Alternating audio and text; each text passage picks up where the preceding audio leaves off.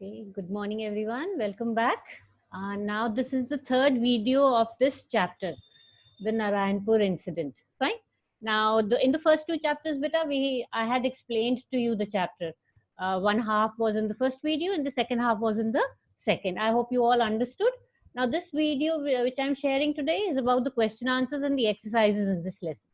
Now let's begin. Okay, so this is just the name and the question. Fine. Okay. The first exercise which we are supposed to do is under the topic understanding the text. So the question reads as rearrange the list in the order of time, that is what happened first, what happened next, and so on. So they have given you a jumbled sentences. Okay, these sentences are from the lesson itself, and they are in not in a proper order. We have to rearrange them. Okay, so let's read what these sentences are. They served a notice on the collector when they reached the gates. The police had come to search the house. After dinner, Suman came in with a boy who was carrying a cyclostyling machine. The college students were taking out a procession. Patil, the sub-inspector, came in to warn the family. Patil took away the machine. Manju and Babu had gone to watch the procession. So if you remember the lesson, you'll be able to arrange this. I will just begin. The first one, what do you think should be the first one? So let's see. They served a notice. The police had come in search after dinner. The college students were taking out the procession. So this must be the first one. The college students were taking out the procession because the lesson began with this lesson only. Yeah, the students were taking out the procession, then they handed over. Okay, so the second would be will be Manju and Babu had gone to watch the procession. These two children went out to watch the procession in which their brother Mohan was also taking part. I hope you remember that. So this is the second one. And the third one should be they served a notice on the collector when they reached the gates. So this should be the third. That is when the procession reached the gates, the person standing at the gate, he just took away the notice which they had to give. So this is the third one. Now I'm not going to tell you each and every one. I hope you all can do it, but here are the answers. Okay, so first, second, third. The fourth one is after dinner, Suman came in with a boy who was carrying a cyclostyling machine. The fifth one is Patil, the sub-inspector, came in to warn the family. The sixth one is Patil took away the machine. And the last one is the police had come to search the house. So this is the order in which you have to arrange it. Now here I have arranged it. It is order-wise. Okay, 1, 2, 3, 4, 5, 6, 7. Right, let's move on. Exercise B, explain these sentences briefly. State the situation in which they occur, what they say, and what they mean or show. The first one is it's like a declaration of war. Have you remember this? This is what Mohan was telling the other two children. He was telling that when Babu asked Mohan that what did you hand over? How was that procession? Did you plan it so peacefully? There was nothing in that procession to watch as such. It was very peaceful. So Mohan explained it to him that they had planned it this way. They had decided that they will take out this procession peacefully, and they will hand over that notice to the DGP. I think he was standing at the gate, so he took he handed over the notice to the person, and it was like a declaration of war. Means they were declaring war on the Britishers. That here we are going. We don't want you here in India. We want you to leave our India and go. So this is what we have to write in this answer. You can write it in your own words, children, or just go through what I have written. Okay, Babu and Manju went to attend the procession taken out by the college students. The procession was peaceful. When the procession reached the gates of the collector's office, they were barred from entering. Barred from entering means they were not allowed to enter the collector's office and hand over the notice. They were the gates were closed. After some conversation with the DSP, sorry, it was DSP, Deputy Superintendent of Police. So DSP at the gate, the students turned their back and walked off chanting slogans. So remember they said Mahatma Gandhi ki jai. Babu and Manju were disappointed at the obvious lack of drama and action at the site of the protest when they asked Mohan, their elder brother, who was also a participant at the rally, whether they were scared or not, he assured them that it was all planned. The protesters wanted to warn the British government that they will have to face the consequences if they did not leave India. That was that from now on they will be treated like an enemy. So they had given a fair warning to the Britishers that now onwards, if you don't leave, then you will have to deal with the consequences. Okay, let's move. It's a little bigger answer, beta, but you can write it in your own words. You can shorten it if you want, but according to me, this is all what is required in this answer. Okay, moving on. And this is my country as much as it is yours. Now, this has been said by the inspector who comes to the house. I hope you remember, because Mohan is getting angry that Amma is handing over the cyclostyling machine to that policeman. So he is very reluctant. He doesn't want to give him that machine. He's thinking that he may give it to the Britishers, and he is not in our favor. But Amma is very positive that no, this policeman has come to help us. And then the policeman replies that even though I am working for the Britisher, doesn't mean that at heart I am also a Britisher or I am in their favor. It is my country as much as yours. Like you are trying to free your country, I am also doing my bit, but I am in their service. So, okay. The speaker, Sub-Inspector Patil, was Mohan's father's school friend. As a well-wisher, he had come to warn Mohan and his family about a police raid at their house. The police suspected that Mohan, a young freedom fighter, hid a cyclostyling machine to produce copies of Mahatma Gandhi's speech. When Mohan's mother agreed to hand over the cyclostyling machine to the sub-inspector, Mohan protested. This was when Sub-Inspector Patil assured him that the country was as much his as it was Mohan. Okay, moving on. No need for Mohan to announce, Amma, it's the police. Now, this being, I think, the very last sentence of the lesson. After that policeman had gone, they all went off to sleep. And when, again, after some time, when the knocking came on the door, all of them knew that that policeman was telling the truth. It was good that they handed over the cyclostyling machine to the policeman. And now when the police has come to raid or to search their house, they will not find anything, so they are safe. So Mohan, Papu and Manju could not go to sleep out of the fear of the police raiding their house. Amma pacified the children and put them to sleep. When sleep had finally descended upon the family, there was a sharp knock at the door. Amma asked Mohan to go and check who it was. It was then that with great despair, Mohan announced the police had finally raided the house.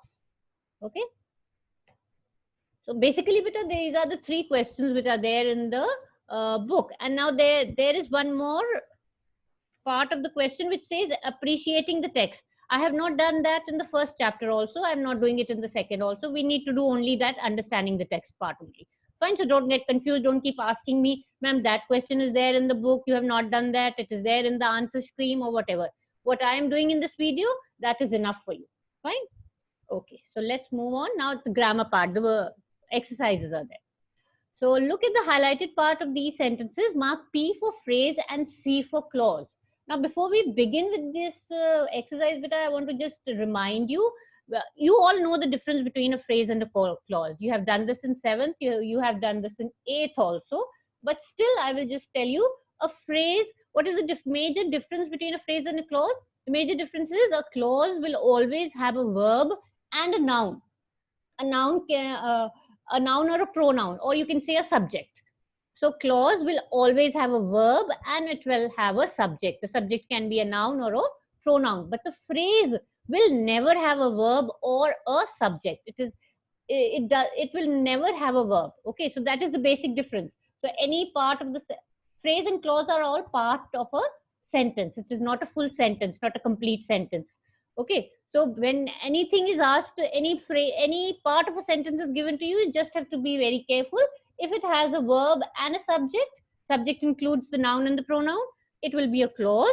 And if it doesn't have these two, it will be a phrase. So no confusion in that. Okay, let's move ahead. Okay, so the first sentence says, the elderly man who runs the library is away for a month because his son has invited him for a visit. Now they want us only to see this,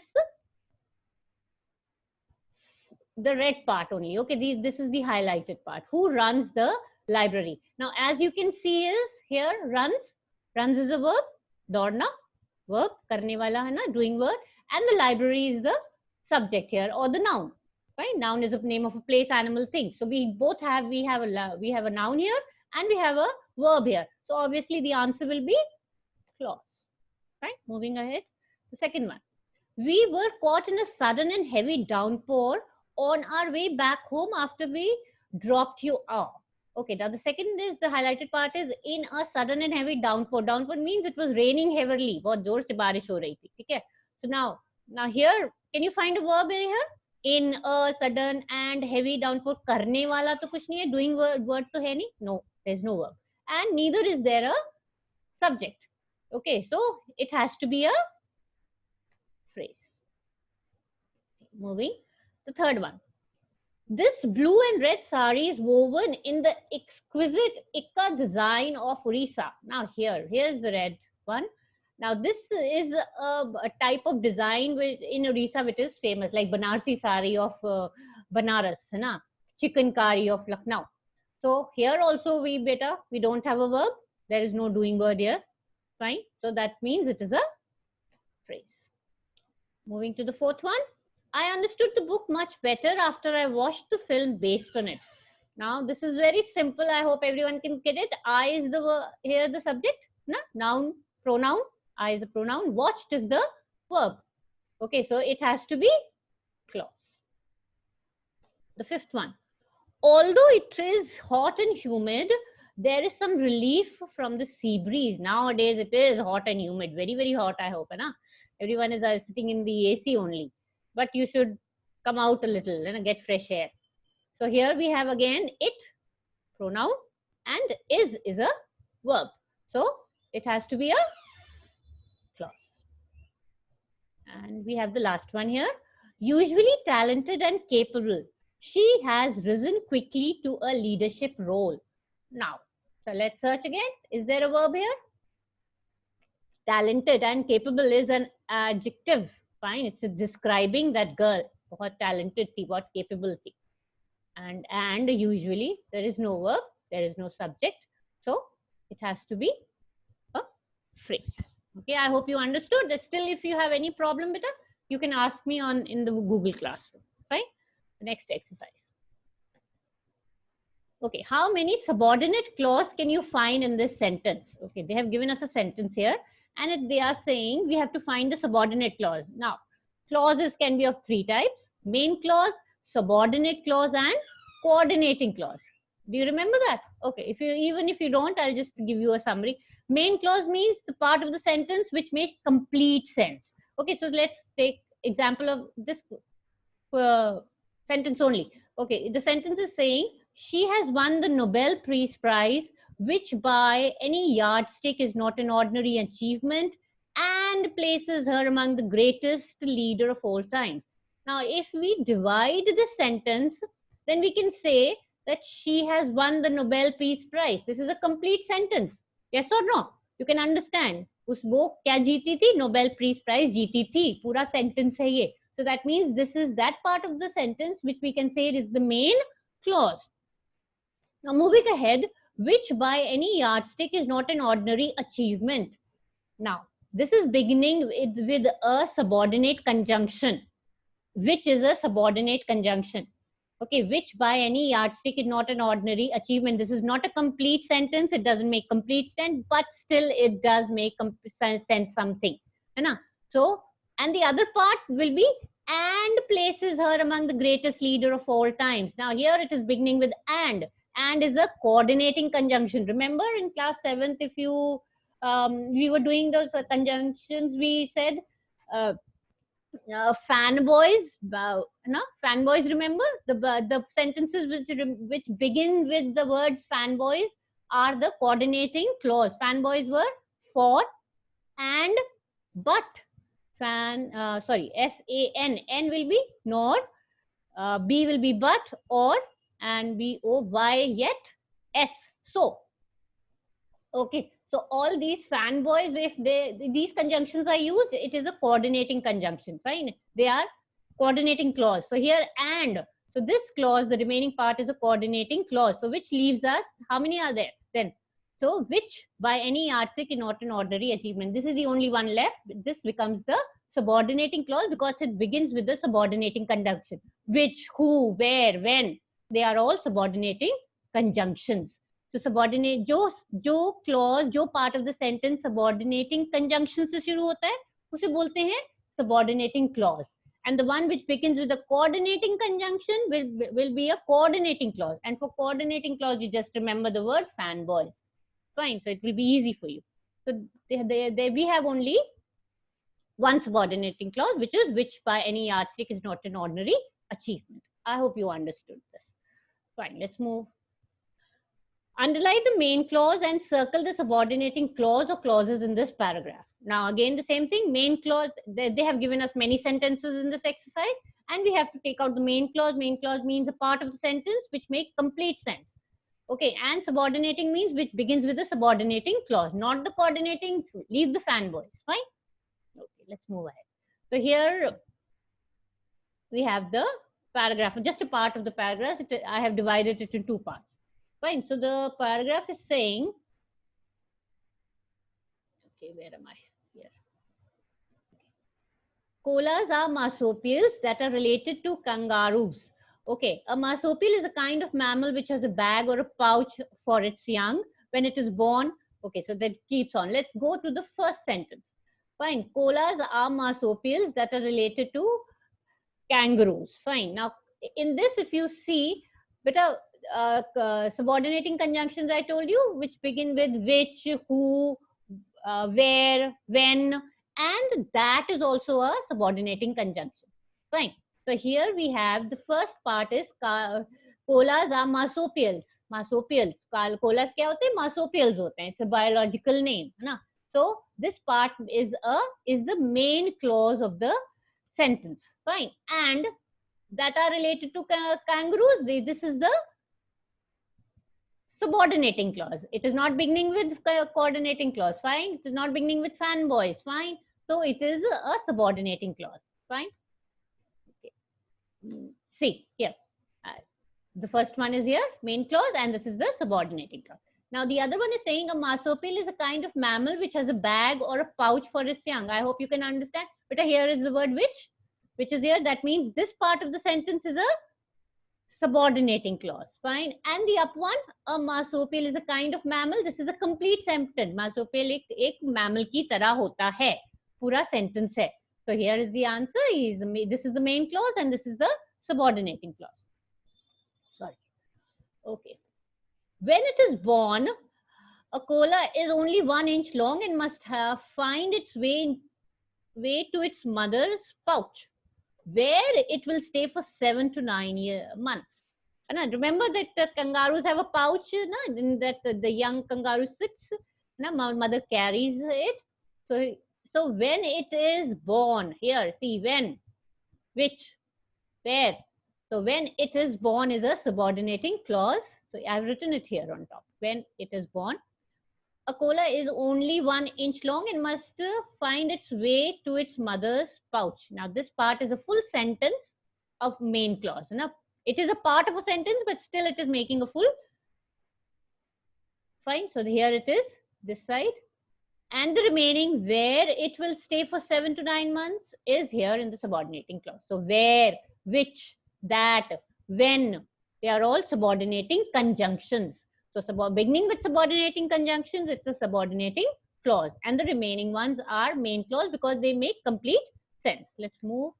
This is the second part. Okay. At this stage, it's usually strong enough to leave the pouch and live independently. Okay, now here. Now this sentence has only one. It is usually strong enough to leave the pouch and live independently. Right? So they have main clause only. We'll leave this. At this stage is nothing. Okay, koalas are sometimes called koala bears, although they are not really bears. Okay, so here koalas are sometimes called koala bears is a full sentence. The part of a sentence, it is making full sense. So it is the main clause, and although they are not really bears is the subordinating clause. Right? Now you will say, ma'am, there is no when, where, but it doesn't have any fanboys also. And it doesn't, A in the fanboys is and, not although. But it's although is also a conjunction. Although it was hot, I stayed home. Yeah, I went out. Okay, it's a conjunction. So it's a subordinating clause. Then the other part is, this I have done. The word cola is a word that means one does not drink. Okay, so here is the answer. Now, colas drink very little water, but they eat eucalyptus leaves, which contain water, again, which contain water. As a result of deforestation and disease, colas are not seen as commonly as they used to be. That is hidden, beta, hai na? So here it is. Fine, all the answers are here. So I hope you understood that the main clause is the part of the sentence which makes complete sense. It seems like it is a full sentence, complete. It has a subject, it has a verb, it has a predicate, everything is there. And the subordinating clause is that part of the sentence which begins with a subordinating conjunction. Mostly they are when, where, what, that, and there are many more. But that's it. Fanboys, just remember, fanboys, if it is there, then it is a coordinating clause. Right? Okay. For each of these phrases, find a word in the text that has nearly the same meaning. Okay, beta. This exercise, you remember, we did it in the first lesson also.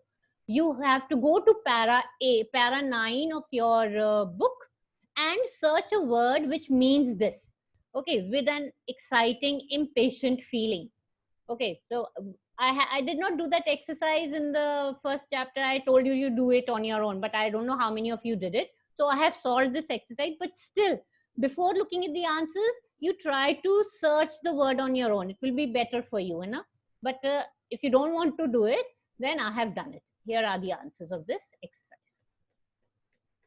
Okay, but it will be better, beta, if you search it on your own. You'll get it. It's very easy. If the para is given, the meaning is given, you just have to search.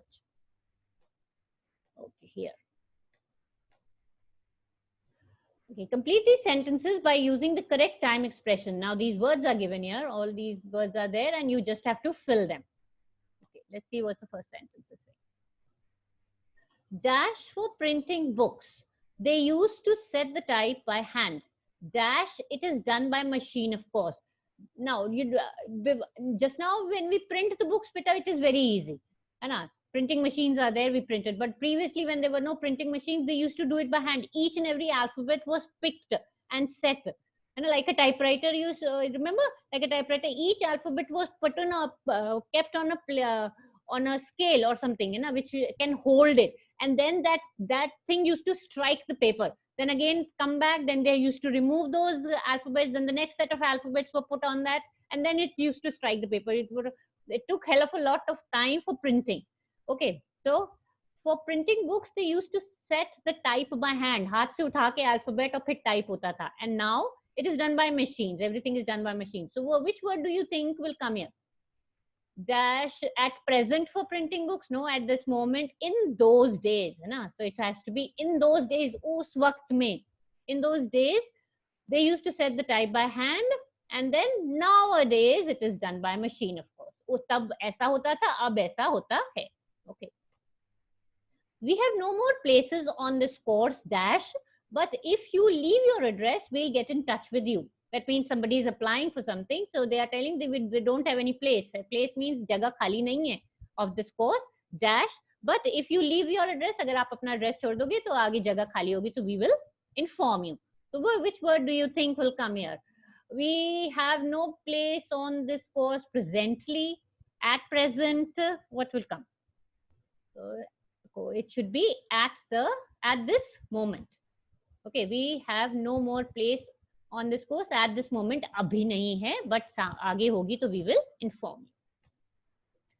I'm not sure where she is, but if you give me your telephone number, I'll ask her to call you. Okay, I'm not sure where she is. She has gone out somewhere. I don't know where she is, but aap apna phone number de do. तो मैं आपको बता दूंगा when she comes back. I'll tell. Like sometimes when somebody rings you, say Papa is not at home now, so we'll call when he comes back. I'll ask Papa to ring you up. something like that. So which one? So I'm not sure where she is at present. At this moment is done. In those days is also done. At the same time, nowadays, presently. I'm not sure where she is at presently. At present, sorry. Okay, I'm not sure where she is at present. But if you give me your telephone number, I'll ask her to call you. Okay. Fourth one. Please wait here for a while. The doctor will see you. See you what? See you at present, at this moment, in those days, at the same time, nowadays, presently. So it should be presently. Okay, the fifth one. I lived in Bhutan in 1990s, dash as Meera. So this is the, I think, the last one. So it should be at the same time. Okay, so you just have to pick up from top and fill. So children, this is the last exercise in this chapter. I hope you have understood. Now, after I've shared this video, we will have a live session. But that means next week, around somewhere after the third or the fourth period, we will have a live session. Live session means you will all be there with me interacting live. We can see each other and we will talk. That would be very nice. And I will love to see you all. And then we'll talk. And I hope you understand the chapter. If you don't understand anything in this chapter or the exercise part, beta, please write it down. And then when we have the live session, you can ask me. Okay, so bye for now. Be safe. Be at home. Bye. Bye.